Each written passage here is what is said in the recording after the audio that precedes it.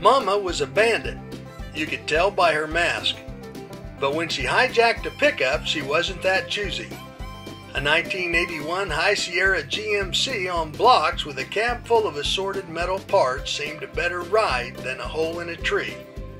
So that's where she had her family. Everything was fine for a week or so, but then the farmer and rightful owner visited the truck cab to retrieve a spare radiator.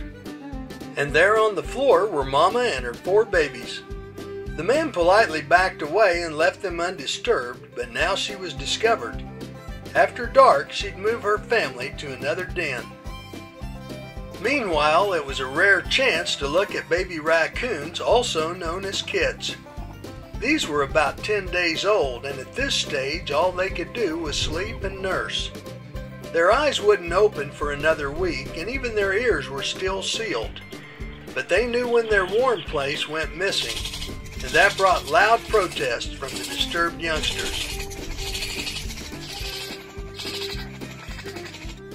Mama didn't fight. She slipped through a hole under the seat and waited under the truck. And that left the little ones to clamber for warmth on each other.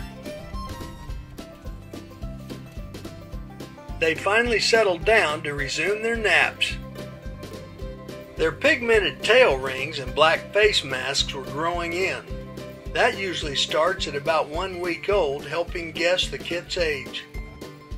Raccoon kits stay in the nursery den for several months before venturing out. Then, with Mama's help, they learn to hunt for themselves.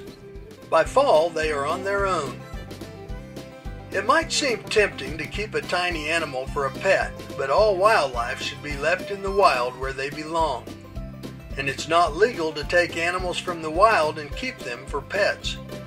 Bringing a wild animal into your house could expose your family and pets to a variety of diseases, including rabies and distemper.